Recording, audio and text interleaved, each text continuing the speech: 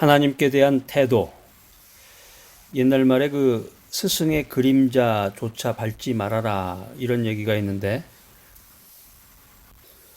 어떻게 보면 요즘하고는 무관한 말 같기도 합니다. 요즘에는 교육 환경이 많이 달라져서 예전하고 다르죠. 예전에는 초등학교 때만 해도 그 체벌이 있었어요. 체벌이 있어가지고 손바닥을 때리는 거는 이제 보통이고, 손바닥 내밀어 그러면 이제 손바닥 쫙 이렇게 내밀면은 이렇게 이제 자 같은 거나 그 막대기 같은 걸로 때리는데 굉장히 아프더라고요. 지금도 생각해 보면 좀 아픈 것 같고, 이제 중학교 이상 올라가면은 이제 빠따라고 그래가지고 남학생들은 이제 이렇게 앞으로 나오면은 그 칠판 쪽에다가 이렇게 손을 얹고 이렇게 엉덩이를 이렇게 무슨 몽둥이 같은 걸로 이렇게 때리는 그런 게 있었습니다.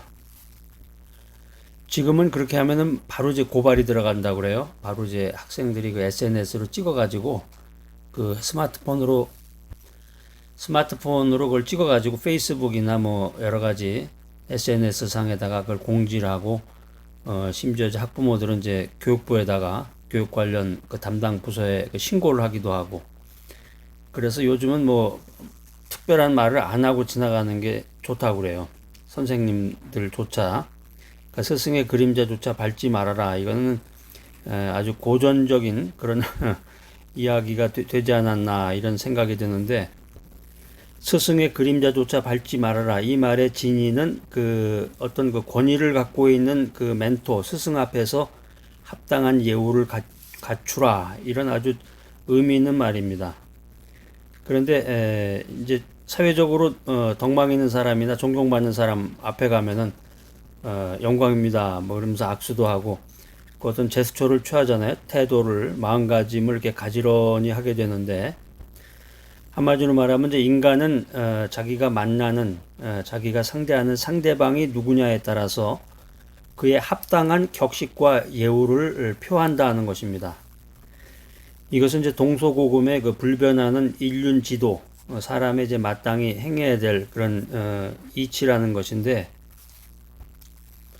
오늘 전도서 8장 2절로 6절 말씀을 중심으로 하나님께 대한 태도, 이 말씀을 여러분과 함께 나누고 있는데, 성경에 보면은 이제 오늘 전도서 8장에 보면 하나님을 킹, 왕으로 이렇게 묘사를 하고 있습니다. 하나님이, 성경은 이제 하나님을 지칭하는 그런 호칭들이 많죠. 하나님이 이제 구약에 보면 이제 여호와, 요즘에 이제 야훼라는 말을 쓰는데, 여호와 하나님, 야훼 하나님, 또 만유의 주, 만왕의 왕.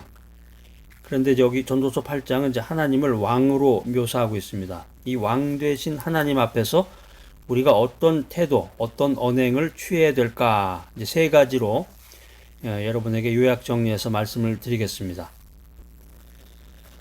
첫 번째는 언행에 각별한 주의를 하라. 이 왕 앞에 선 사람의 그 태도는 그 사람의 그 지위 고하를 막론하고 누구나 그 경거망동하지 말아라, 이제 그런 말을 하는데요. 경거망동하지 말아라. 언행에 특별한 주의를 해야 된다는 거죠. 그건 한마디로 말을 하는 데 있어서 그 격조와 예법을 따지는 것인데, 그 여러분들이 그 중국 드라마나 중국 영화, 또 예전에 중세시대 때 영화라든가 이런 거 보면은 왕을 알현한다고 그러죠. 할 때 그 만나는 사람의 그 태도가 다르죠. 요즘에 그 영국 여왕이라든가 영국의 왕가를 만날 때도 요즘에 현대지만 거기에 대한 그 격식이 있습니다. 한마디로 왕 앞에서는 왕의 심기를 불편하게 만드는 그 행위를 삼가야 된다라고 하는 것입니다. 하나님 앞에서도 사실은 마찬가지인데, 우리가 하나님 앞에서 그 언어와 행실에 신중을 기해서 진실로 하나님께 대한 그 태도를 표현해야 되겠습니다. 예를 들면 이제 마태복음 5장 33절에 보면은 헛된 맹세를 하지 말아라. 구약성경 신명기 5장 11절에 보면은 하나님의 이름을 망령되이 일컫지 말아라. 이런 말씀들이 구약과 신약에 보면 이제 많이 나오는데, 이게 이제 어떻게 보면 왕 되신 하나님 앞에서 우리가 어떤 그 언어 행실을 해야 되는가, 어떤 태도로 하나님 앞에 나가야 될 것인가 하는 것에 대한 그런 레슨이라고 생각이 됩니다. 오늘 전도서 8장 3절에 보면은 왕 앞에서 물러가기를 급거이 말며, 이제 이 말의 진의는 실제로 이제 하나님이 왕으로서 사람의 모습으로 우리 앞에 있는 것이 아니기 때문에 이제 왕 앞에서 물러가기를 급거이 말며, 이 말을 말 그대로 해석을 한다 그러면은 왕의 말이 끝나기도 전에 섣불리 자리를 뜨지 말아라. 이제 이런 의미겠지만, 이 말의 진의는 내가 하늘로부터 받은 소명, 주님으로부터 받은 그 소명, 자신이 맡은 바 그 미션을 포기하지 말아라, 이런 진의가 있고, 또 우리가 이제 어떤 해석을 하든지 간에 이 말씀이 의도하는 바는 이제 하나님 앞에서 우리가 신실하고 그 진중한 행동을 해라 하는 이런 말씀입니다. 하나님께 대한 태도. 두 번째는 권위를 인정하라. 하나님께서는 이 세상의 창조자, 크리에이터, 지배자로서의 권한을 갖고 계시는데, 우리가 흔히 하나님의 그 오토리티를 가리켜서 왕권이다, 킹쉽 또는 로드십, 주권이다 이렇게 부르고 있는 것도 이런 맥락에서 이해될 수가 있습니다. 성경에 보면 이 신구약 성경 전체를 통틀어서 일관되게 흐르고 있는 그 정신이 있는데, 그 사상이 있는데, 그것은 뭐냐면은 이 세계, 이 온 우주 만물, 삼라만상이라고 그러죠. 이 세계와 인간에 대한 하나님의 주되심, 하나님의 로드, 주님이 되신다는 거죠. 그래서 많은 예언자들과 이 성경에 나오는 그 시인들이 하늘과 땅과 낮과 밤들조차도 하나님의 권능을 찬양한다. 이게 이제 이사야서 49장 13절에 보면 나오는데요. 역대상 16장 30절 31절에도 이런 말씀이 하나님의 권능을 찬양하는 이런 내용들이 기술되어 있습니다. 그렇기 때문에 믿음 생활하는 사람, 하나님 중심으로 인생을 살아가는 사람은 일상생활 속에서 이 하나님의 오토리티, 하나님의 권위를 인정해야 된다는 것입니다. 하나님의 권위를 인정하고 하나님을 King of Kings, 왕의 왕, 또 내 삶의 주인으로서 하나님을 대접하고 하나님께 영광을 돌려야 되는 것입니다. 전도서 8장 4절에 보면은 하나님의 말씀은 권능과 위엄을 갖고 있다, 이런 레슨이 있습니다. 그렇기 때문에 우리가 그분의 말씀 안에 전적으로 순종하고 복종하는 그런 마음 자세와 태도를 취해야 된다. 이게 이제 주기도문에 보면 잘 나와 있는데요. 주기도문이 이제 최근에 신버전으로 바뀌었기 때문에 주기도문이 이제 뉴 버전으로 바뀌었습니다. 그 뭐 여러 가지 이제 이유도 있고, 이제 좀 더 진보된 그런 방향으로 나아가는 것은 좋은데, 오래전에 이미 이제 주기도문을 외웠던 분은 또 다시 그 외우기가 쉽지 않고, 그래서 교회에 따라 모양은 다르지만은 이제 그 파워포인트 같이 그걸 프리젠테이션으로 이렇게 띄워서 모든 사람들이 그것을 이제 접하면서 이렇게 해나갈 수 있는 그런 이제 방법을 취하고 있는데, 실제로 이제 미국 교회도 가보면은 그 주기도문을 이렇게 프리젠테이션으로 해서 다 같이 그걸 읽는 그런 형식으로 진행하는 교회도 많이 있습니다. 물론 이제 외우면 좋겠죠. 여러분들 이제 시간 되실 때마다 기도를 하셔야 되는데, 신앙생활, 믿음 생활의 핵심은 간단해요. 말씀과 기도입니다. 그거 위에 다른 것은 없어요. 또 다른 걸 자꾸 얘기하는 사람은 좀 수상한 사람인데, 자꾸 성경 말씀이라는 건 성경 말씀이죠. 물론 이제 이 기독교 서적, 좋은 책들 많이 있는데, 그것은 사실은 그 과자나 마찬가지예요. 그것은 사실은 이제 군것질거리 같은 거고, 그것을 통해서 우리가 이제 식욕을 얻기도 하고 그러지만은 제일 중요한 건 이제 말씀 그 자체인데, 성경 말씀. 그래서 이제 요즘에 설교도 이제 강해 설교라는 게 이제 그래서 등장한 건데, 성경 말씀이 제일 중요합니다. 성경 말씀과 이제 기도인데, 기도가 이제 뭐 이렇게 술술술 나오면서 기도를 잘하면 좋겠지만, 무엇을 기도해야 될까? 또 긴급한 상황에서는 또 기도가 나오지 않기도 하고, 고난 가운데서도 기도가 잘 안 나오는데, 위험이나 그럴 때는 이 주기도문을 잘 활용하시면 좋습니다. 몸이 아파서 수술대 위에 놓여 있다라든가 이랬을 때는 이제 주기도문을 자꾸 반복해서 자꾸 암송을 하는 것, 주기도문. 또 사도신경으로 자기의 그 신앙 고백을 하는 주기도문과 사도신경 이게 참 좋습니다. 그래서 교회 생활을 좀 하신 분들은 대부분 이제 주기도문하고 사도신경을 외우게 되는데 아직까지도 주기도문과 사도신경을 외우지 못한다.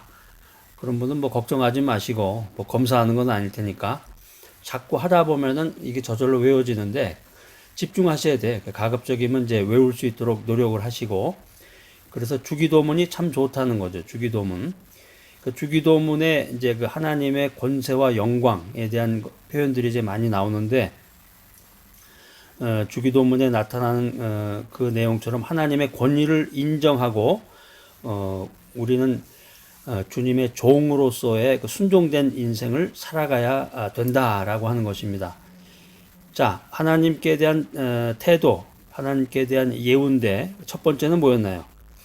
언행에 각별한 주의를 기울여라. 경거망동한 행동을 하지 말아라. 두 번째는 하나님의 권위를 인정하라. 세 번째는 하나님의 명령에 복종하라.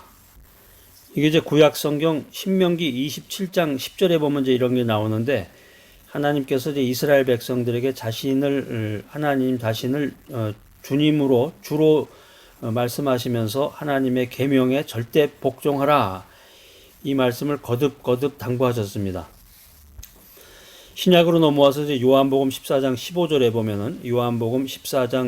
보면은 예수님이 하신 말씀인데 너희가 나를 사랑하면 나의 계명을 지키리라 이런 말씀을 주님께서 하셨습니다.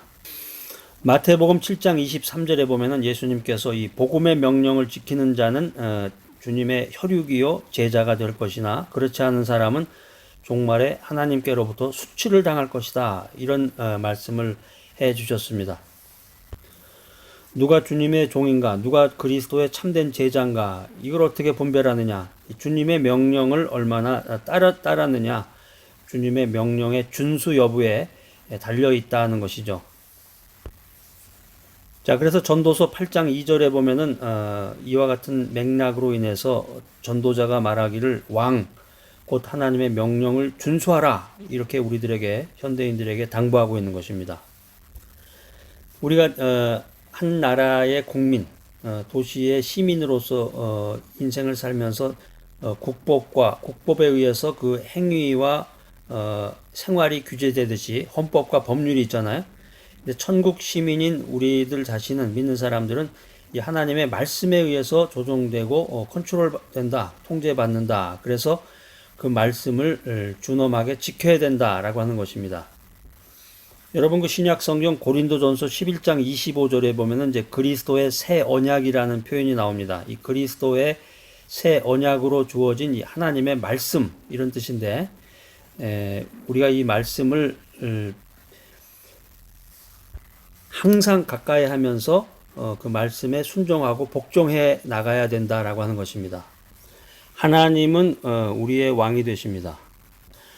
하나님은 왕이시다. 그러니까 예전에 신라 시대, 고구려 시대, 고려 시대, 조선 시대 그런 왕을 연상하시면 안 되겠고, 하나님은 어떤 그 독재자가 아니라 딕테이터, 독재자처럼 그런 무소불위의 권력을 휘두르거나 자신의 그 이기만을 그렇게 챙기는 그런 왕이 아니에요. 그런 왕하고는 전혀 다른 겁니다.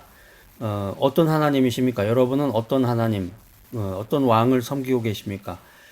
왕 되신 하나님은 독생자를 십자가에 내어주신 하나님, 또 더 나아가서 그 아들과 더불어 모든 것을 우리에게 주시고자 하시는 사랑의 왕이다 하는 거예요. 사랑의 왕이다.